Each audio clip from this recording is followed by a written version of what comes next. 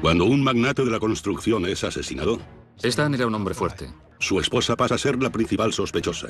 Ella podía resultar muy encantadora o muy maliciosa.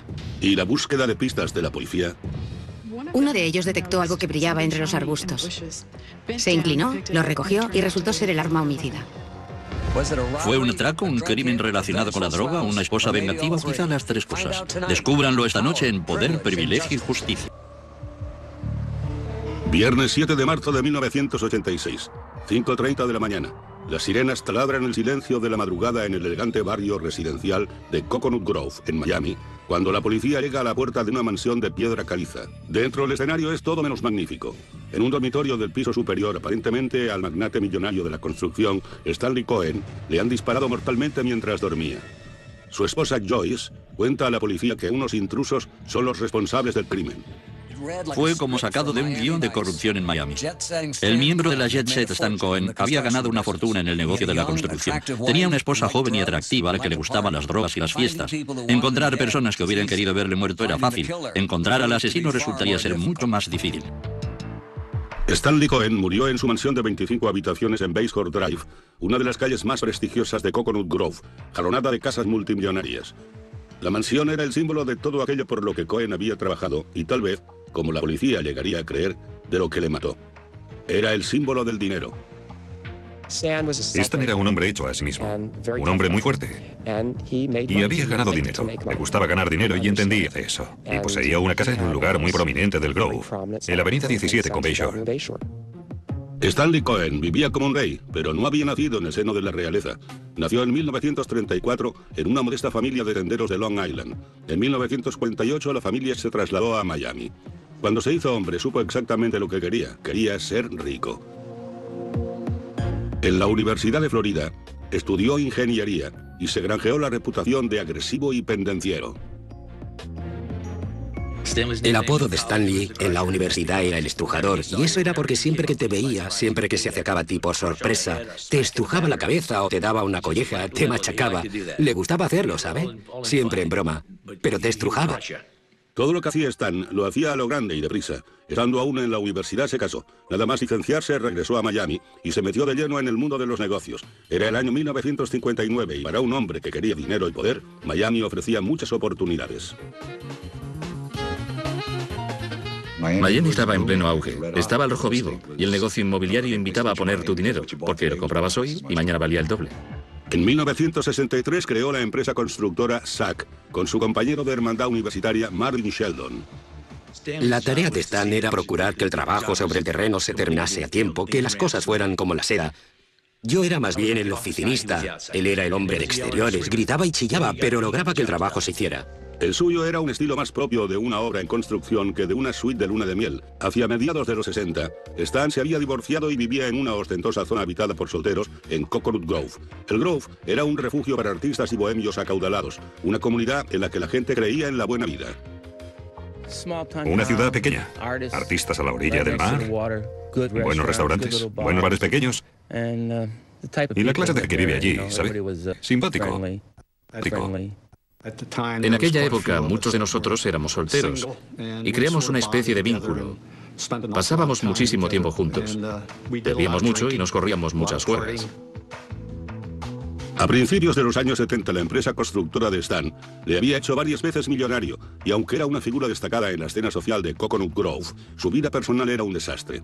Se había metido precipitadamente en 3 matrimonios, y con 3 divorcios a sus espaldas, volvía a llevar la típica vida de soltero.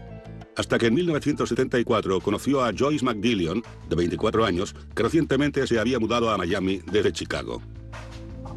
En realidad no tenía familia ni lazos en ninguna parte y me gustaba el sol. Aquello era bonito y quería empezar de nuevo en alguna parte. Creo que fue bueno para mí. Joyce conoció a Stan 17 años mayor que ella cuando trabajaba para un promotor.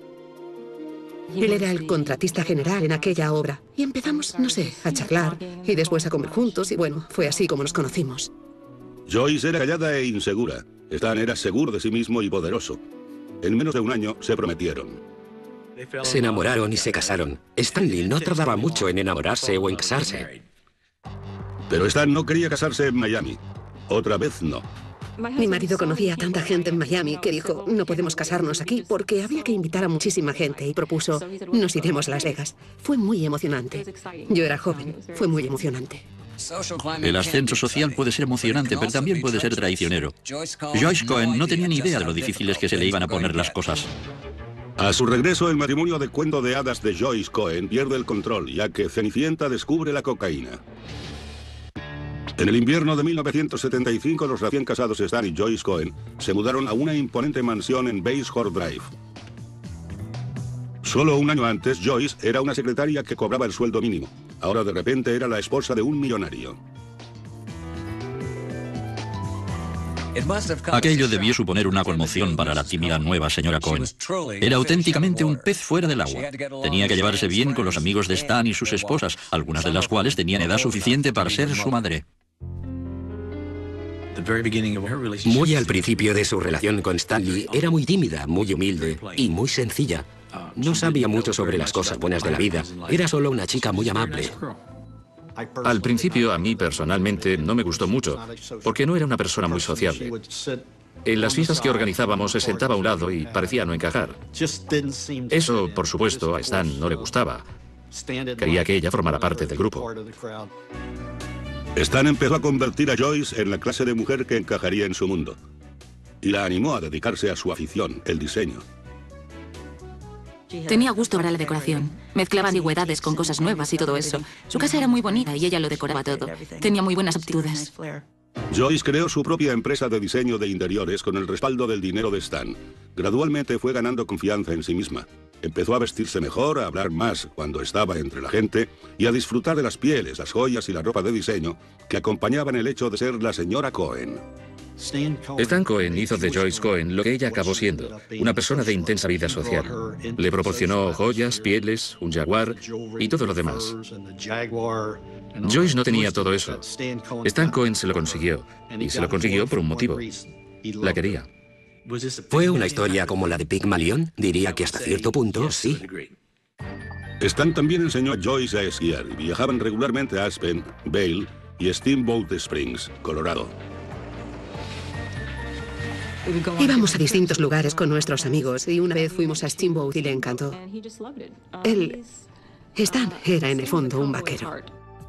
En un viaje a Steamboat Springs, Stan vio la posibilidad de hacer realidad su sueño de vaquero. Compró un terreno de 260 hectáreas y le dio el nombre de Wolf Run Ranch. Fue una costosa fantasía, $150,000 por la tierra y otros miles para convertirla en un rancho de verdad. Uno de los motivos por los que a Stanley le gustaba tanto Steamboat Springs eran los caballos. Construimos allí una hermosa casa para él con un establo. Stan pronto inició otros proyectos inmobiliarios y de construcción en Steamboat Springs. Después compró un jet privado, un Saberliner 40EL de $400,000 para viajar de Florida a Colorado. Un jet privado es un símbolo de estatus entre los ricos. No era de extrañar que alguien como Stan Cohen quisiera uno. Pero a principios de los años 80, un nuevo símbolo de estatus aparecía en el sur de Florida. Y lo hacía con fuerza: la cocaína.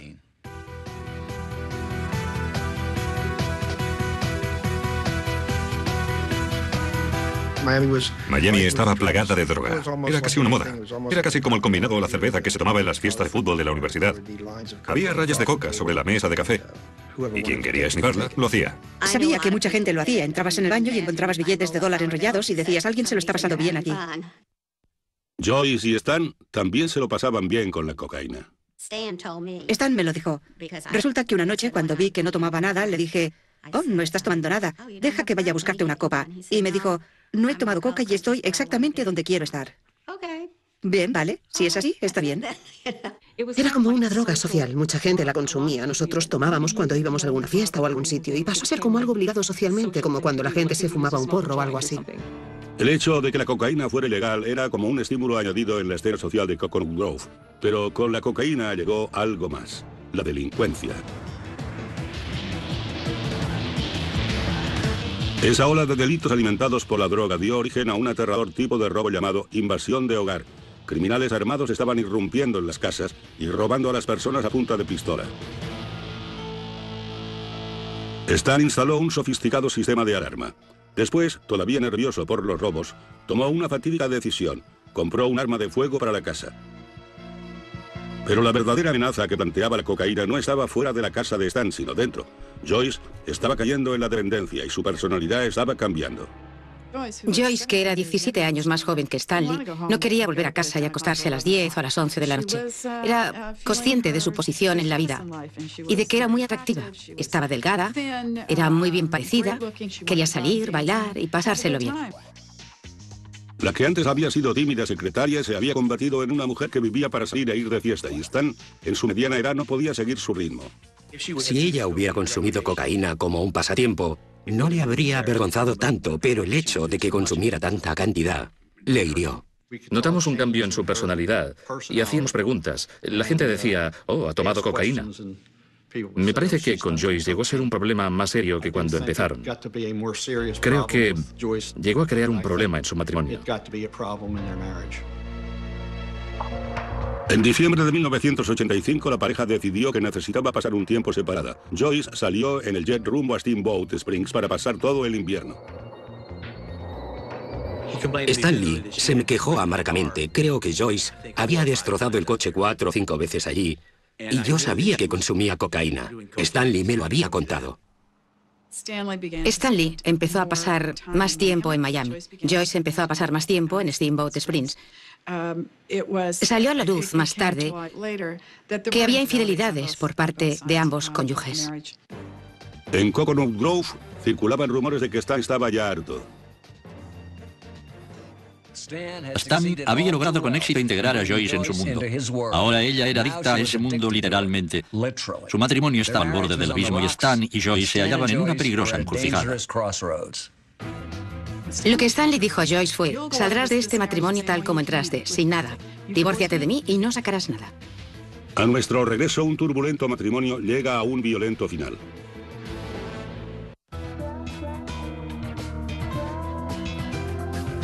Era la primavera de 1986 y el matrimonio de Stan y Joyce hacía aguas. Un hombre rico de mediana edad se casa con una mujer pobre pero bella y más joven. Añadan la cocaína, las fiestas y las infidelidades y obtendrán la receta del desastre. Era solo cuestión de tiempo que algo sucediera. Joyce había pasado el invierno en su rancho de Steamboat Springs, mientras Stan permanecía en Miami. En marzo de 1986, Joyce regresó a la casa de Coconut Grove. Desde fuera parecía que el matrimonio volvía a ir por buen camino. Todo el mundo discute. Todo el mundo tiene días en que dice, oh, Dios mío, ¿sabe? Por lo que yo veía, su matrimonio no distaba mucho del mío, o del de cualquiera.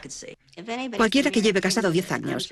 Yo estoy segura de que esa mujer diría unas cuantas veces, voy a pedir el divorcio, ¿sabe? Los matrimonios no son perfectos. Si realmente había algún problema, yo no lo sé. Para nuestro aniversario me regaló un anillo de diamantes que fue un regalo especial. No creo que alguien que está a punto de divorciarse de su esposa la lleve a una joyería y encargue que diseñen un anillo y que lo fabriquen. Pero si dentro de la mansión Cohen la atmósfera estaba mejorando, fuera no lo hacía. Por todo Coconut Grove, los robos en el interior de las casas iban en aumento. Cada noche Stan conectaba el sofisticado sistema de alarma de la mansión.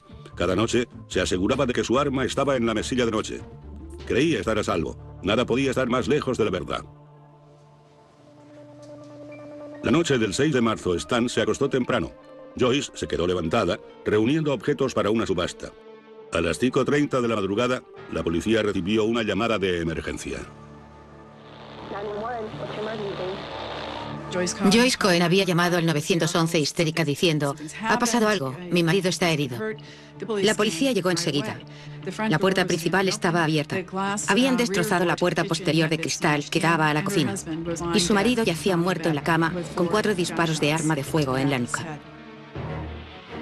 Stan yacía de bruces y desnudo sobre la cama. Los sanitarios intentaron sin éxito reanimarle y la policía se dispuso a examinar el escenario del crimen. A las 6:30 de la mañana se llevaron a Joyce a la comisaría para interrogarla. Joyce dijo a la policía que a las 11:30 de la noche oyó ruidos extraños fuera. Preocupada, fue a despertar a Stan. Stan se levantó con la intención de sacar el arma del cajón. Yo le dije, ¿por qué lo haces? Y él dijo, bueno, déjame ir solo a comprobar qué pasa. Y salió al exterior, dio la vuelta a su coche o a su todoterreno, volvió a entrar y me dijo, no pasa nada, y después volvió a la cama. Había dejado el arma sobre la mesilla de noche. Yo le dije, le pregunté por qué no la guardaba y dijo, no, tú déjala ahí. Joyce dijo que no había vuelto a conectar el sistema de seguridad porque iba de un lado a otro de la casa y no quería activar el sensor de movimiento. Declaró que alrededor de las 5 volvió a oír ruidos, esta vez dentro de la casa. Pude ver desde el otro lado del pasillo que había alguien que salía por la puerta y dijo algo así como, larguémonos de aquí. Pero no vi a ninguna otra persona. Solo vi a una persona. Fue entonces cuando subí corriendo y encontré a Stan. La policía tomó muestras para ver si Joyce tenía residuos de pólvora encima y continuó interrogándola. Al final las preguntas pasaron a ser más personales. Empezaron a hacerme preguntas como, ¿cuándo tuvo relaciones sexuales por última vez con su marido?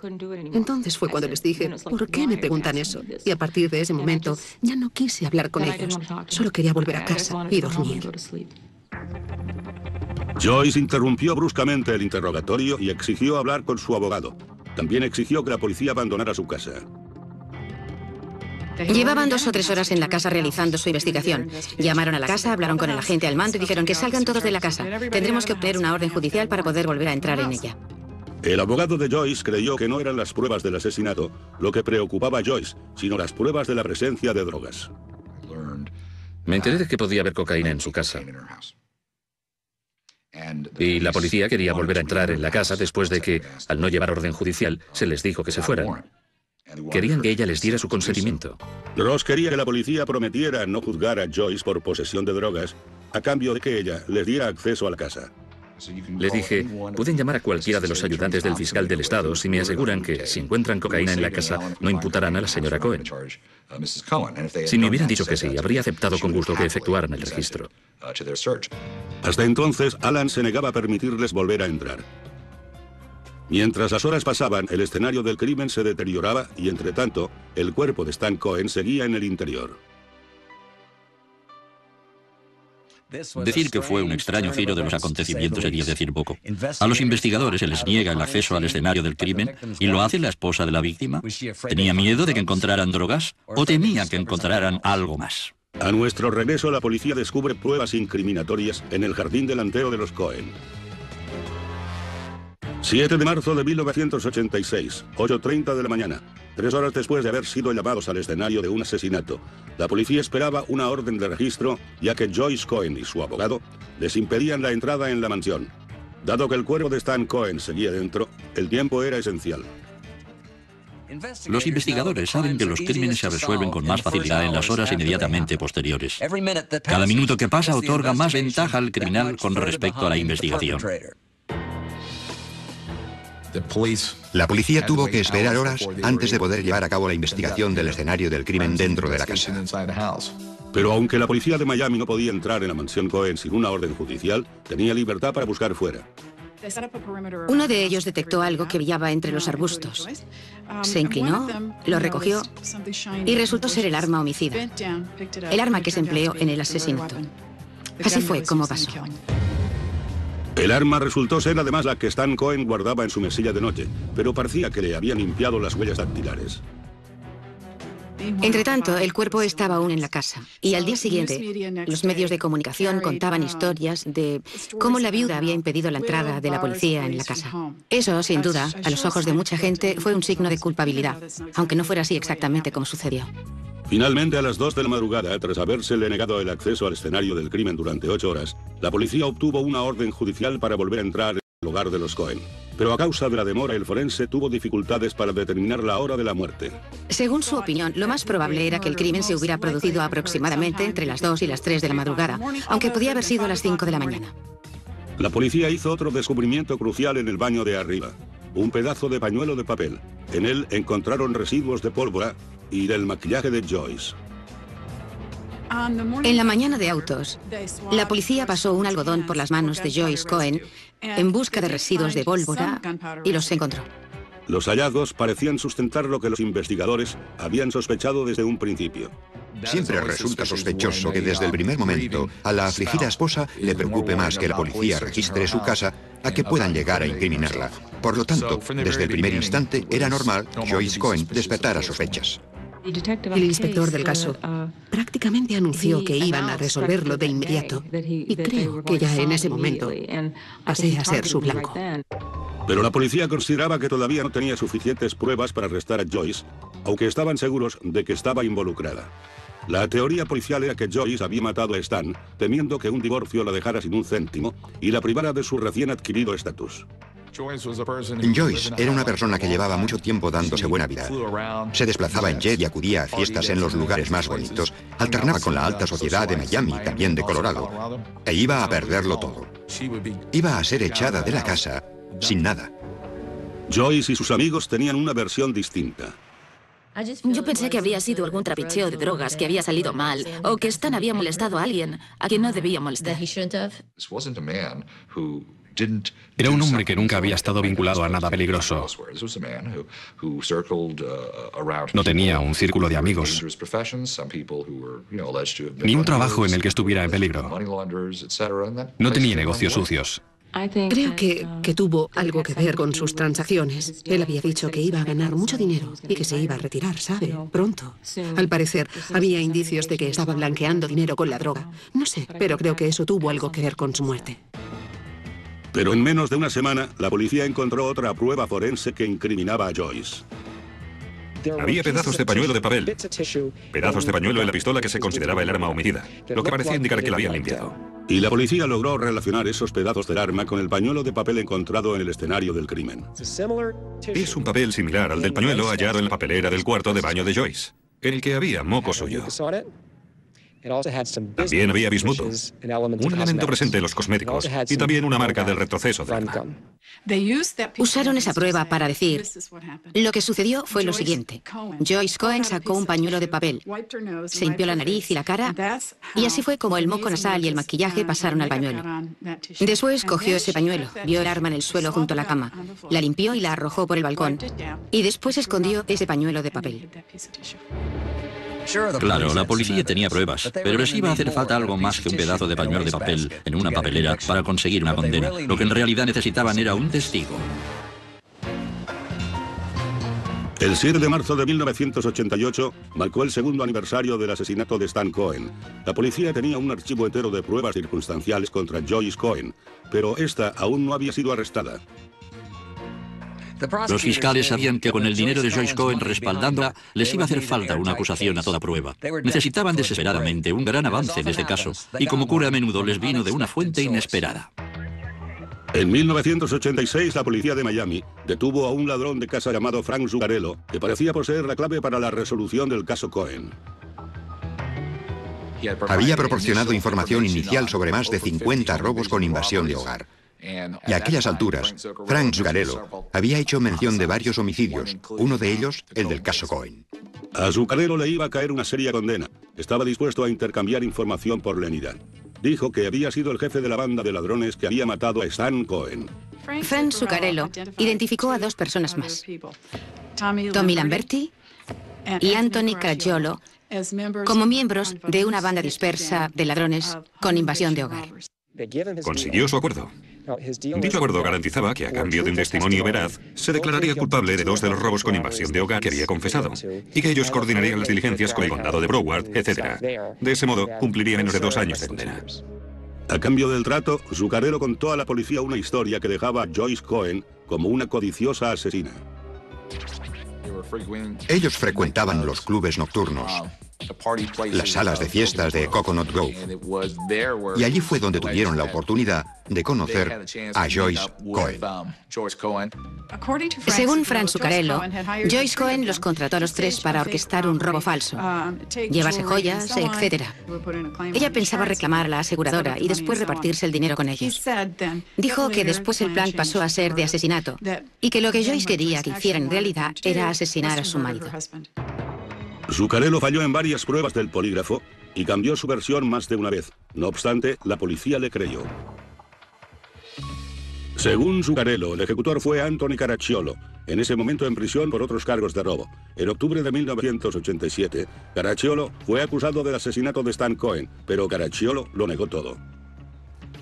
De repente empezaron a hablarme del asesinato de Cohen y les dije, ni siquiera sé de qué me están hablando. Yo no conocía a Joyce Cohen, nunca la había visto y hasta hoy nunca he estado en la misma habitación que ella. A pesar de las contradictorias versiones, los fiscales siguieron adelante. En octubre de 1988, por fin, estuvieron preparados para acusar a Joyce Cohen de asesinato. Frank Zuccarello presentó una historia aceptable. Una vez escucharon su historia, la llevaron ante el gran jurado y consiguieron un enjuiciamiento. Bastante sencillo. El 23 de octubre de 1988, el gran jurado acusó a Joyce Cohen de asesinato en primer grado por conspirar para matar a su marido. Si se la condenaba, podía ir a la silla eléctrica. El ascenso de Joyce Cohen había sido rápido. Su caída fue aún más impactante. Pero los casos de conspiración son tremendamente difíciles de demostrar para los fiscales. Y este no iba a ser una excepción. El juicio de Joyce comenzó el 10 de octubre de 1989. Los fiscales comenzaron con el móvil de Joyce. En el juicio, la teoría del crimen presentada por los fiscales fue que el matrimonio estaba en crisis y las dos partes lo sabían. La señora Cohen quería poner fin a la unión, pero creía erróneamente que si se divorciaban no podía mantener el tren de vida que el matrimonio le había proporcionado. Y por eso contrató a asesinos a sueldo para matar a su marido. Pudimos dejar muy claro que Joyce y Stan estaban en proceso de divorciarse. Stan había dicho a Joyce que iba a marcharse tal como vino, sin nada. El principal testigo de la acusación, Frank Zuccarello, ocupó el estrado el 23 de octubre. Dijo, dense prisa, acaben de una vez. Quería a su marido muerto, podía perderlo todo. Si se tramó que a Stan lo mataron a las 2:30 de la madrugada. Dijo que Joyce había pasado las 2 horas y media siguientes alterando el escenario del crimen para que pareciera un allanamiento de morada, hasta que por fin llamó a la policía a las 5:30. Establecer la hora de la muerte era absolutamente vital. Si a Stan lo mataron a las 2:30, Zuccarello estaba diciendo la verdad y Joyce era culpable. Si no sucedió hasta más tarde, la acusación del Estado estaba en serias dificultades.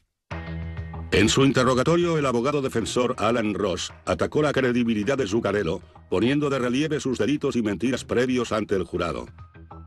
Le aplasté. El hombre estaba destrozado. Y creo que si entrevistaran a los miembros del jurado dirían que no le creyeron. Ellos no le creyeron. Pero el examinador médico del condado de Dade sustentó la versión de Zuccarello. Testificó que el asesinato había tenido lugar entre las 2 y las 3 de la madrugada. ¿Qué puede decir con una razonable certeza científica sobre si la muerte de Stanley Cohen se produjo alrededor de las 5:30 de la mañana? Diría que no se corresponde. ¿Y entre la 1:30 y las 3:30? Con esa franja horaria sí se correspondería. La defensa contaba con sus propios expertos, incluidos los sanitarios que intentaron reanimar a Stan, 3 horas después de la muerte de Cohen, según sostenía la acusación. Los servicios médicos intentaron reanimar a ese hombre. Eso fue realmente lo que ocurrió cuando acudieron al escenario. Le pusieron los electrodos e intentaron reanimarle. Quiero elogiar a ese equipo médico. No eran estúpidos. No habrían intentado reanimar a un hombre que llevaba 3 horas muerto. Pero la acusación tenía otro testigo que apoyaba la idea de que Stan había muerto horas antes de que Joyce llamara a la policía.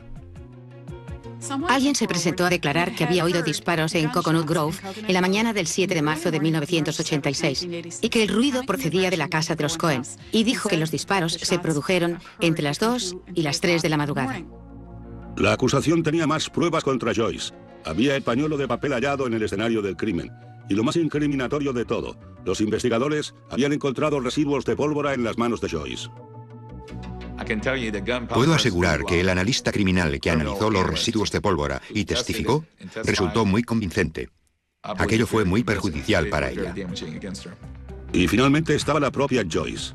La acusación la pintó como una drogadicta que había asesinado a su marido en un intento desesperado por conservar el dinero y la posición. La describieron como una persona dura, fría y mezquina, una especie de Cruella de Vil, ¿sabe? Y dijeron que había planeado, engañado, conspirado e ideado cómo deshacerse de Stan. La gente creyó que yo era algo que no era. Y no es que sea, bueno, perfecta, ni una gran persona, porque yo no opino eso de mí misma. Pero me describieron como una persona dura y enloquecida por la droga, y eso no era cierto. No era cierto en absoluto. La defensa contraatacó con una deposición de la estrella de country Tanya Tucker, que había entablado amistad con Joyce en Colorado. Tanya Tucker y Joyce Cohen pasaron una noche juntas, sentadas frente a la chimenea, bebiendo champán y esnifando coca. Intercambiaron confidencias. Se lamentaron de las cosas tristes que había habido en sus vidas y crearon un vínculo aquella noche. Tucker declaró que Joyce le confió sus problemas conyugales, pero jamás dijo nada acerca de matar a Stan. Joyce no llegó a testificar. Su abogado defensor dijo que los hechos hablaban por sí solos. No me pareció que su testimonio fuera a aportar nada nuevo al caso. Todo lo que ella iba a decir se había planteado ya ante el jurado. En cualquier juicio, el testimonio de carácter es crucial. Puede determinar el móvil o convencer a un jurado de que el acusado fue capaz de cometer el crimen. La cuestión era, ¿a qué Joyce vería el jurado? ¿A la amante esposa de la alta sociedad de Coconut Grove? ¿O a la drogadicta y asesina desalmada? El 14 de noviembre de 1989, el caso de Joyce Cohen fue trasladado al jurado. Su vida estaba ya en sus manos. El juicio de Joyce Cohen por conspiración para cometer asesinato había durado 6 semanas. La acusación estaba decidida a demostrar que Joyce no podía parapetarse en su riqueza. Joyce estaba luchando para salvar su vida, y la alta apuesta de la batalla atrajo una tremenda atención por parte de los medios. En los años 80, los juicios por asesinato no eran precisamente insólitos en Miami. Pero este caso era distinto. Se trataba de una ama de casa guapa, joven y rica, acusada de disparar a su marido a sangre fría. Los acaudalados habitantes de Coconut Grove estaban divididos al 50% en esta ocasión, y el veredicto empeoraría aún más esa división. Por fin, el jurado dio su veredicto. Yo esperaba que fuera no culpable. Si hubiera estado allí sentado y hubiera oído todas las cosas que Alan enumeró como dudas razonables, no sé, debió mencionar por lo menos 70 cosas. El costoso abogado de Joyce tenía la confianza de que había ganado el caso. Era una duda razonable tras otra. Después de haber deliberado durante 3 días, el jurado anunció su veredicto. Nos llamaron para que escucháramos el veredicto. La presión sanguínea sube, el ritmo cardíaco aumenta, empiezas a sudar. Hasta la persona más fría, uno se inquieta mucho. Los miembros del jurado declaramos a la acusada Joyce Cohen culpable de asesinato en primer grado. Culpable. El veredicto de culpabilidad sacudió toda la sala como una onda expansiva. No me lo podía creer. Emití un sonido y fue como el ruido que hace un animal herido. Me quedé atónita, sin habla. Y naturalmente creo que rompí a llorar. Creo que prácticamente todos lo hicimos y empezamos a abrazarnos porque no nos lo podíamos creer. El veredicto abrió una brecha en todo Coconut Grove entre los que creían que Joyce era una víctima inocente y los que pensaban que era una asesina despiadada. Para nosotros fue algo aterrador cuando lo supimos. Yo no me lo podía creer. Era desconcertante saber que había personas que la consideraban culpable. Creo que ella tuvo un papel en el asesinato de Stanley. Podría decir que no lo sé. Yo lo dejé en manos del jurado, pero creo que estaba implicada. Pero aún no se había acabado. El jurado tenía que decidir la sentencia. Pasé por la fase de la pena de muerte, ¿sabe? Es cuando tienes que esperar todo el tiempo que ellos tardan en decidir si van a imponerte la pena de muerte o no. Y durante ese tiempo te llevan al calabozo. Creo que fueron unos 37 minutos aproximadamente. Y fueron 37 minutos muy largos. El jurado no lograba el consenso con respecto a la pena de muerte, por lo que el juez sentenció a Joyce Cohen a cadena perpetua. La condenó por el cargo de asesinato en primer grado a cadena perpetua sin posibilidad de obtener la libertad condicional antes de 25 años. Para todos y para mí, ha sido totalmente justa la condena. Ella debe pasar toda su vida en prisión. Como asesina convicta, Joyce no tenía derecho a ninguna parte de la fortuna de Stan. Pero lo irónico fue que, en un caso que giraba en torno al dinero, resultó que no había ni de lejos tanto como todo el mundo creía. En los periódicos se publicó que la fortuna ascendía a $12 millones. Pero si la fortuna ascendía a $12 millones, él poseía 11. El contable de Stan Cohen me dijo que poseía un gran talento para manejar cifras, para pedir dinero prestado, para pagar dinero, y que en eso podía realizar un trabajo magistral. Hoy, gracias a su pacto para declararse culpable, Frank Zuccarello es un hombre libre. Anthony Caracciolo y Tommy Lamberti alegaron su no participación en el asesinato de Stan Cohen. A los dos se les impuso una condena de 41 años y continúa insistiendo en su inocencia. La única cosa que me relaciona con el escenario del crimen es el perjurio en el testimonio de Frank Zuccarello.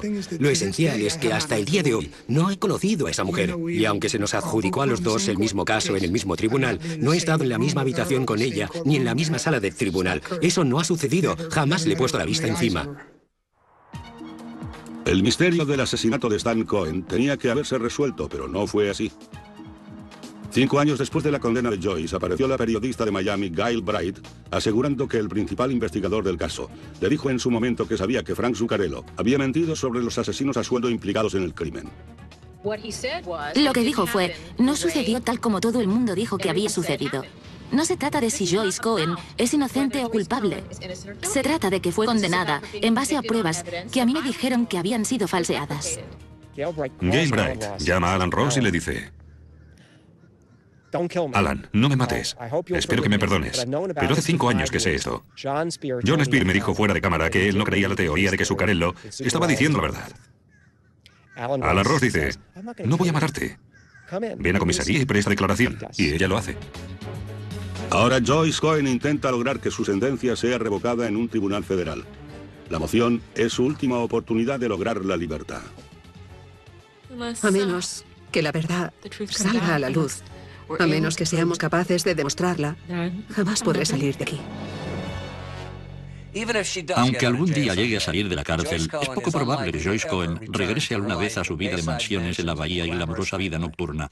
Sea cual sea el resultado de su apelación, este caso será siempre un vergonzoso recordatorio de los excesos provocados por la cocaína y el dinero en el Miami de los años 80. Dominic Dunne, para la televisión judicial.